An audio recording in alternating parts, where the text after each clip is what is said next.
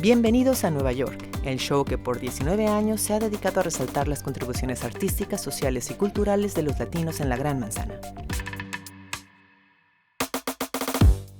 La profesora Lisbeth de la Cruz Santana nos habla de su proyecto El Paso del Norte, un mural inspirado en historias de indocumentados que creó con la ayuda de sus estudiantes del Departamento de Estudios Afroamericanos y Latinoamericanos de Baruch College, y con el cual viajó a Ciudad Juárez para ser exhibido en la frontera.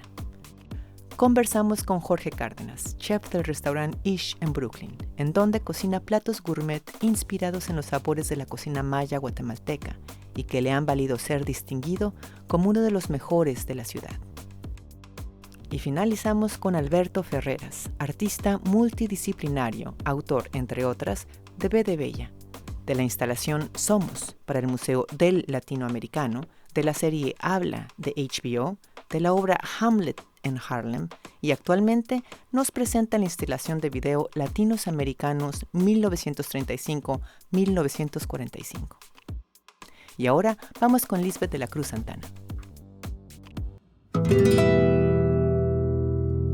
Susana Barrales Honorato, soy del estado de Puebla, viví 25 años en Estados Unidos. My name is Alejandro Lopez Melchor, that's my Mexican name. My name in the United States is actually Alejandro Gómez Cortez. Verónica Castro Ledesma, soy originaria de Zapopan, Jalisco. Alejandra Juárez. I am from Mexico City, a military wife and a mother of 2 U.S. citizen daughters. Stella Juarez. I am 14 years old. Joana Garcia Salazar, and I am part of a separated family.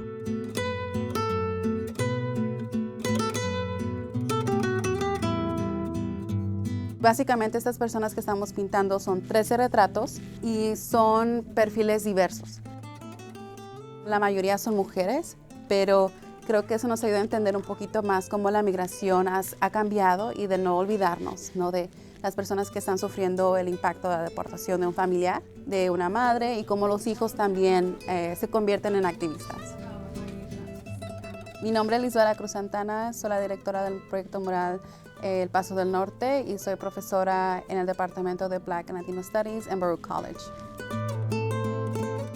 La idea de este proyecto creció con escuchar el archivo de Humanizando la Deportación, que he sido investigadora de ese proyecto desde el 2016.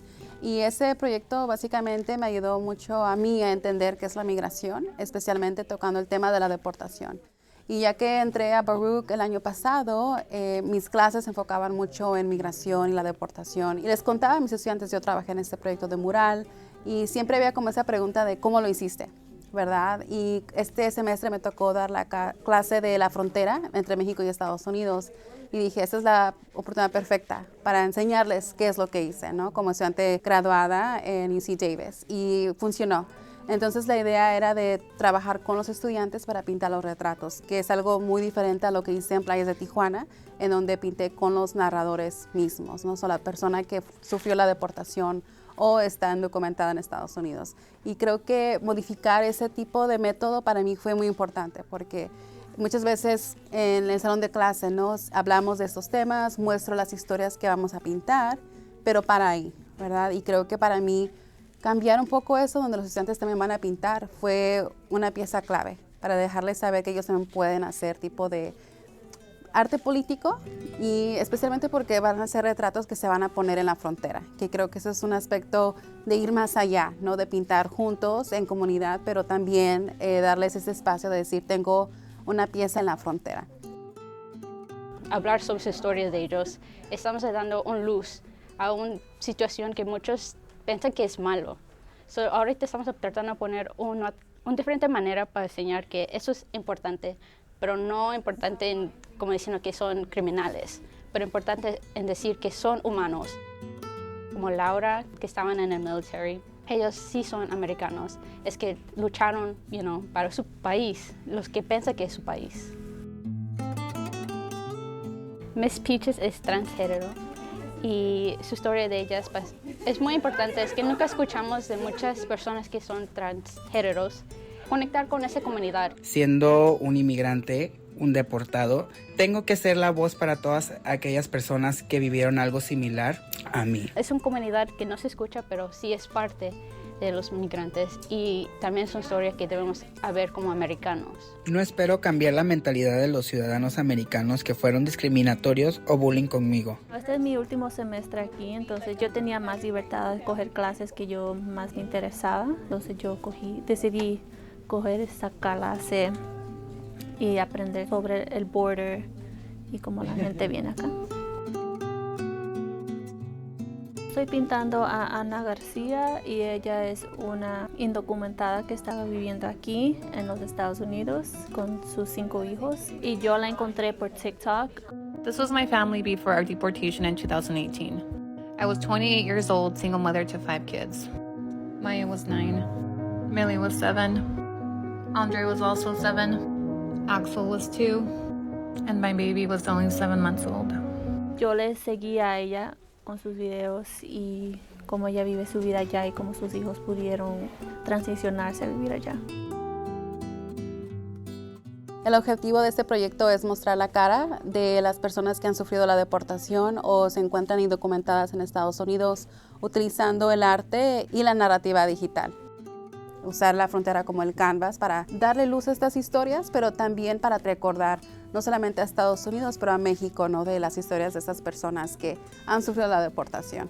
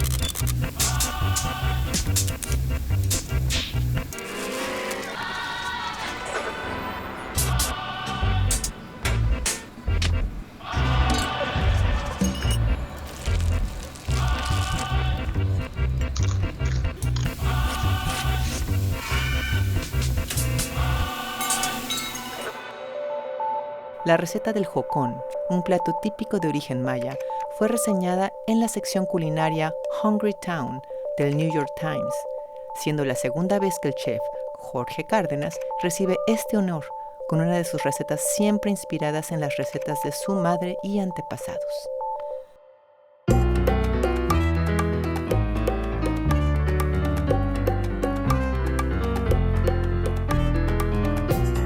Mi nombre es Jorge Cárdenas, Jorge Mario Cárdenas Ovalle. Yo soy de Quetzaltenango, Xela, Guatemala. O sea, llevar armonía a la cocina es muy importante para mí porque todo el sentimiento que uno tiene, toda la energía, uno la pone en cada plato básicamente y el comensal se lo va a comer. Entonces, si uno tiene mala vibra, estrés o ese tipo de cosas, no es bueno realmente trabajar en una cocina, ¿no? Yo sé que hay mucho movimiento y hay mucha acción, pero para nosotros, mis chicos, los trabajadores que tengo, no es estrés, es acción. Entonces, pero siempre tenemos buena música y tenemos muy buena compatibilidad de energías entre todos, no hay gritos, no hay de ese tipo de estrés. Es armónico todo, porque así es como debe funcionar y la pasamos bien. todo lo que es guatemalteco, digamos, con todo el respeto, yo lo sigo cocinando como tal cual, como lo decían las abuelas o lo siguen cocinando las personas mayores, como yo lo aprendí, como yo lo comí de niño, ¿no? Que vengo de una familia muy grande, entonces no era usual eso de salir a restaurantes, siempre se comía en casa, familión y todos en la mesa, ¿no?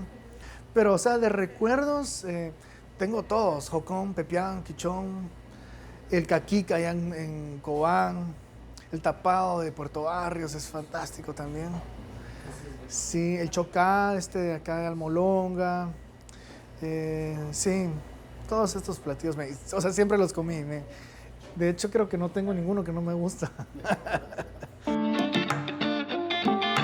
Sueño mucho las cosas, o sea, es una de la fuente más grande de creaciones, tal vez, que han sido de verdad sí muy, muy diferentes. Las he soñado, o sea, sueño cosas y a medio de la noche pues lo escribo o en la mañana yo recuerdo ese plato y voy y compro las cosas, lo cocino y cuando lo pruebo digo, wow, sabe como en el sueño, ¿no? Probar la comida y si sabe así, sí te recuerdas, sentís el sabor del sueño y si no, no. Y decís, bueno, tal vez le faltó esto, pero casi siempre funciona. Sí. No dejarte influenciar o llevar, sino crear. O sea, eso es una de las cosas más difíciles. Y como lo he superado, tal vez yo siempre he dicho que mi superpower es la paciencia. Entonces creo que sí, así es como perseverancia y paciencia. La receta es el jocón de quiché. Pues a mí siempre me gustó, se comía mucho en casa, en mi casa se comía más con carne de cerdo. El jocón, la base más fuerte es el mil tomate, el cilantro, los tallos del cebollín, el chile verde, el chile pimiento verde y mucha pepitoria tostada. Esa es como la base. Esa es como, se hace una base, independientemente de qué carne lo vaya a hacer uno crea un bouillon o un caldo y a base de eso se empieza a licuar los ingredientes previamente ya tostados y después se lleva a hervor, ya se mezclan los huesos y todo. Eso es básicamente lo que es el jocón. Es muy simple, pero como muy, muy exacto ahí, sí. Bueno, esto fue muy divertido porque me hablaron para ver si podía yo como compartirles mi receta, porque sí que es una receta guatemalteca, pero esta es mía, pues es como yo he hecho todo el balance y todo, ¿no? Siempre respetando las raíces y las bases, ¿no? Y la escala en nuestra receta aquí en el Lynch ya va por 80 o 100 porciones cuando hacemos una receta. Y ellos la querían para 4 o 6 personas. Para 6 era lo más óptimo. Entonces fue como un desafío bien lindo, ¿no? Recrear la receta que hacíamos cuando apenas abrimos, hace 7 años y medio, 8 años, ¿no?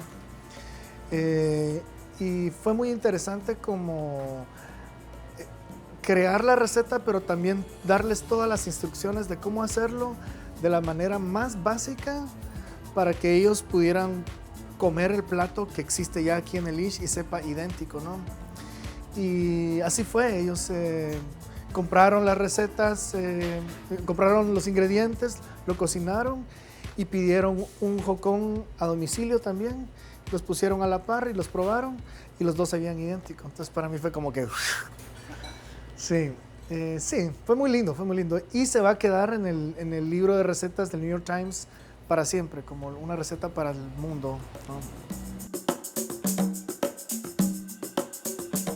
De hecho, hicieron un reportaje muy grande, muy bueno, el New York Times, hace como 6 años, 5 años y medio, creo yo. Y fue lindísimo y todo, fue así también de doble página y fue increíble. Y después de eso yo dije, wow, ahorita ya que me entierren, ya me gradué. Pero llegó un segundo. Y para todos ustedes les revelaré cuál es el secreto ingrediente de todos nuestros platillos, lo que hace de verdad el sabor de todo. Acá, Gaspar de Sololá, Sebastián de Quiché y Edwin de Sololá. Ellos son el motor de este lugar.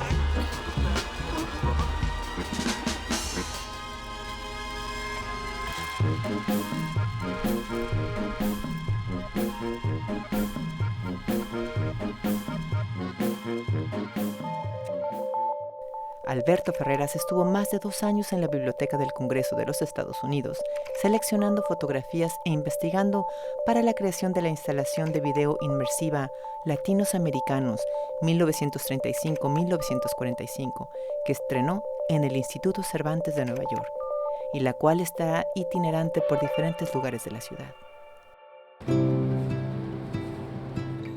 Mi nombre es Alberto Ferreras, yo soy escritor, soy cineasta y soy el creador de una instalación de video que se llama American Latinos 1935-1945 y está basada en unas imágenes extraordinarias que están depositadas en la Biblioteca del Congreso de los Estados Unidos. Este es el edificio principal, pero en este edificio no es realmente donde tú haces investigación, lo que pasa es que es una cosa extraordinaria, ¿no? Uno se puede pasar la vida, que yo te diga que esto es nada más la punta del iceberg, es porque es nada más la punta del iceberg. Y como parte de ese gran proyecto, que son 170,000 fotos, hay miles de fotos de lo que hoy en día consideraríamos hispanos, mayormente mexicanos, puertorriqueños y españoles americanos. Yo estaba trabajando en una instalación de video para el Smithsonian, para lo que no sabíamos en ese momento iba a ser la primera galería del National Museum of the American Latino. Mi contribución ha sido su primera instalación de video, que está dentro de la galería. En el medio tú entras y lo que están poniendo es este video en el que yo trabajé también unos 3 años. Y yo necesitaba 2 o 3 fotos históricas de hispanos en Estados Unidos para esa instalación. Yo estaba trabajando con una investigadora que me mandó una lista de fotos. Y una de esas fotos me llamó mucho la atención porque era de Dorothea Lange y era un retrato de una niña mexicana. Y eso además es un retrato que siempre lo usan en los documentales sobre la Gran Depresión. Y el título de esa foto es Hija de trabajador mexicano. Entonces yo dije, wow, esa foto, esa niña que he visto tantas veces, era mexicana. ¿Cuántas fotos más de mexicanos habrá en este gran archivo? Y encontré 10,000. ¿Y cuántas fotos de puertorriqueños? Y había 7,000. ¿Y cuántas fotos de españoles americanos? No sé cuántas mil. Entonces, al final, yo necesitaba 3 fotos para el proyecto y terminé con 150 fotos que me encantaban. Y en ese momento empecé a pensar que era mi obligación crear algo que permitiera que otros vieran lo que yo había sido capaz de encontrar. Y de ahí salió American Latinos, 1935-1945. Ah, mira, esta es otra foto maravillosa, Río Piedras. Mira, qué belleza. Y estas fotos tienen una manera muy particular de conmoverte, no sé por qué. Siempre dicen que una foto vale más que 1000 palabras porque yo me imagino que tú ves una foto y te cautiva. Entonces yo iba buscando fotos que me llamaran la atención. A mí me gustan mucho, sobre todo los retratos en los que los personajes están mirando a la cámara. Porque yo creo que en los ojos realmente es la ventana del alma, entonces... pero llegó un momento en el que, aparte de mirar la foto, empecé a mirar el título de la foto. Y ahí es donde empiezas a encontrar cosas increíbles como una foto, por ejemplo, que la incluí, donde dice, en contra de lo que se dice de los mexicanos, son gente muy limpia y muy ordenada, incluso cuando viven en una situación de hacinamiento. Entonces ver que en el año 1936 alguien dice eso, dice, se habla muy mal de los mexicanos, pero no es verdad. Eso me pareció genial, había que incluirlo. Una de las cosas, yo creo que más obvias que tienen ese pasado y nuestro presente es que le echan la culpa a los inmigrantes por la falta de recursos en Estados Unidos. Yo creo que hay muchas cosas en común. Curiosamente estamos llegando al mismo momento, son exactamente 100 años de lo que fue la Gran Depresión y no sé, yo no digo que estemos pasando por una Gran Depresión, pero tampoco es una cosa que eso ocurra de un día para otro. A lo mejor son circunstancias parecidas. Lo que sí es igual es que le siguen echando la culpa a los latinos por la falta de recursos, como si ningún otro grupo se aprovechara de los recursos. Es que ni siquiera me gusta ese término. Pero sí, siento que la xenofobia siempre es una carta que se saca cuando le conviene a los gobernantes. Entonces eso es otra cosa que me parece que las fotos te recuerdan. Y todo esto contribuye a cambiar la percepción que tenemos de los latinos en Estados Unidos. La percepción de que los latinos son unos recién llegados. La percepción de que los latinos no han sido parte de este país sino hasta hace muy poco. Fíjate que una cosa que yo le he dicho ya muchas veces y es absolutamente cierta. Yo llegué a Estados Unidos en el año 1990 y yo no sabía que había una población latina en Estados Unidos. Mi percepción de lo que eran los Estados Unidos venía del cine americano y de la televisión y yo solamente veía blancos y negros. Entonces yo realmente llegué a Estados Unidos sin saber que la hispanidad era una parte muy importante de este país, sin saber que la frontera se había movido desde Utah hasta el Río Grande en el año 1848, que parece que fue hace mucho tiempo, pero no tanto. Pero no es sino hasta que yo veo estas fotos que soy capaz de imaginarme ese pasado. En las películas no los veía, pero cuando miro estas fotos que son de esa misma época, de los años 30, de los años 40, de pronto mi percepción de lo que ha sido el pasado de este país ha cambiado dramáticamente. Una de las cosas más maravillosas que le puede pasar a un cineasta es ser capaz de sentarse en la sala donde ponen tu película a ver cómo la gente reacciona. Entonces fue ahí donde empecé a pensar, inspirado por la propia experiencia que tuve con el museo, cómo puedo crear un espacio donde estas fotos se proyecten y sean tan bonitas, tan grandes y tan nítidas que te transporten en el tiempo. Yo quería crear como una pequeña máquina del tiempo donde tú te sientas y tienes los sonidos y las imágenes de un tiempo en el que los latinos, los hispanos, eran una parte muy importante de este país, aunque no siempre nos lo reconozcan. Esta es la primera vez que mostramos American Latinos y nos dan un espacio, una galería en las condiciones que nos hacía falta. Oscura, con 2 pantallas grandes, con un espacio para sentarte y verla y que te afecte como me parece que a uno lo debe afectar ver estas imágenes. A mí me gustaría que esto vaya a muchos lugares, que se muestren universidades, escuelas, centros culturales, museos, en donde se necesita que se vea y me parece que se necesita que se vea en muchos sitios.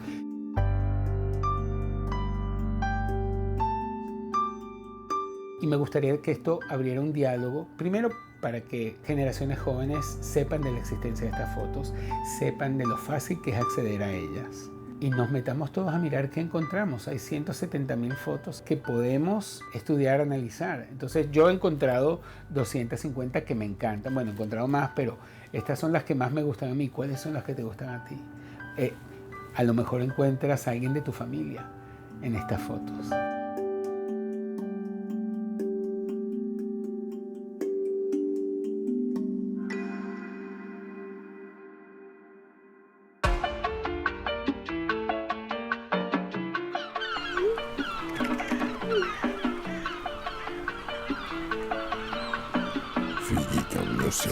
Donuts on the beat.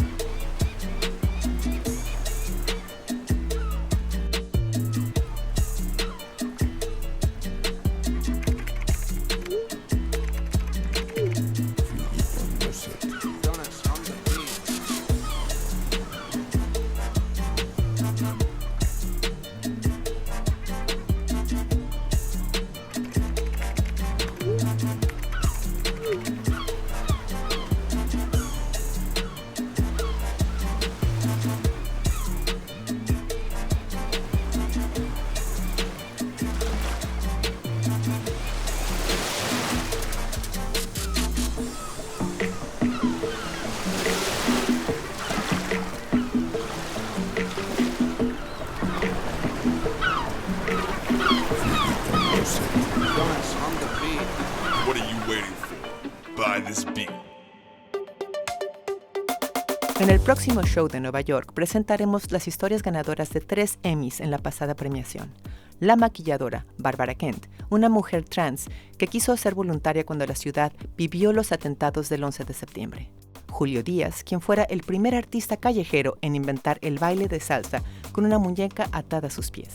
Y Andrea Salazar, una colombiana a la que le pronosticaron 6 meses de vida y que demostró que nadie tiene fecha de caducidad anunciada. Hasta la próxima.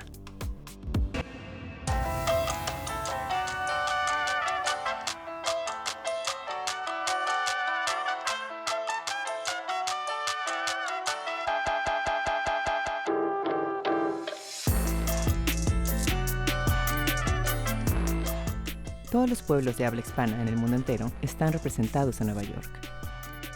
Contáctenos tv.cuni.edu/Nueva York.